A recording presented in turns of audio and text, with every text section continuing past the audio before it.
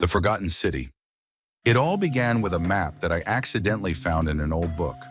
The map was worn, with torn edges, and looked like an artifact from another time.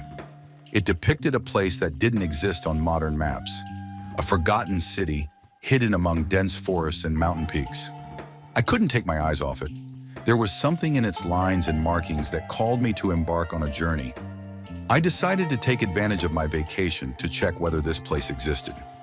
My friends laughed at the idea, but something deep inside whispered that I had to do it.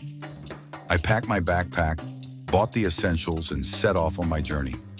The journey was long and difficult. The map pointed to a place far from civilization. The road ended before a dense forest, and from there, I walked on foot. The sun was setting when I saw the first signs that the map wasn't lying. Among the trees, I found an old stone pillar with incomprehensible symbols. It was covered with moss, but some of the signs glowed in the sunset's rays. I touched it, and I was overcome by a strange feeling, as if something or someone was watching me. Looking up, I saw the outline of a tower rising among the trees. It was the Forgotten City, hidden deep within the heart of the forest. As I approached, I saw that the city appeared abandoned. Stone houses overgrown with ivy, streets covered in grass, and not a soul in sight. But the most astonishing thing was that the city seemed untouched by time. Some houses looked as though they had been abandoned only yesterday. I entered the nearest house. Inside, it was clean, as if someone still lived there. On the table were books with inscriptions in an unknown language. I took one of them and saw a drawing. It was the same map I had found in the book. But in this version, there was one more marked location. I decided to explore this place. It was located in the center of the city, where there was a huge round square. In the center of the square, there was a fountain from which no water had flowed for a long time. But beneath the fountain, there was a cover that resembled a hatch. Opening it, I saw stairs leading down. I took a flashlight and descended. It was cold and dark down there. The ceiling of the tunnel was adorned with the same symbols as the stone pillar in the forest. At the end of the tunnel, I found a huge room.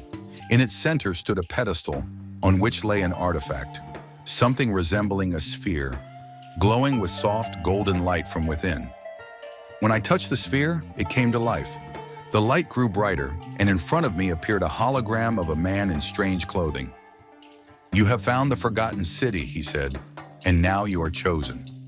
The man explained that this city was created by an ancient civilization that possessed knowledge surpassing the present day. But they were destroyed due to their arrogance. This sphere was the last key to their knowledge and power. It could change the fate of the world if it falls into the right hands. But remember, he warned, power always comes with a price. If you decide to take it, you will become its guardian. This will change you forever. I stood before a choice, to take the sphere and gain incredible knowledge, or to leave it here, avoiding possible dangers. I decided to take the sphere.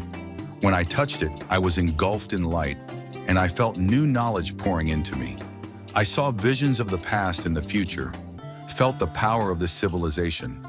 But at the same time, I realized that a great responsibility awaited me now. I returned to the surface. The city, which had seemed dead, came to life. Light shone in the houses, and I heard a quiet whisper, as if the city was thanking me for becoming its new guardian. The Forgotten City became my home. I began to study its secrets, uncover the mysteries of the past, and search for ways to use this knowledge for the greater good. But sometimes I think about the price I will have to pay for this power, and whether I made a mistake in opening these doors. The city lives, and I live with it. Sometimes I hear the whispers of those who were here before me. They remind me that my story has only just begun, and that every decision I make will change not only my life, but the fate of the world.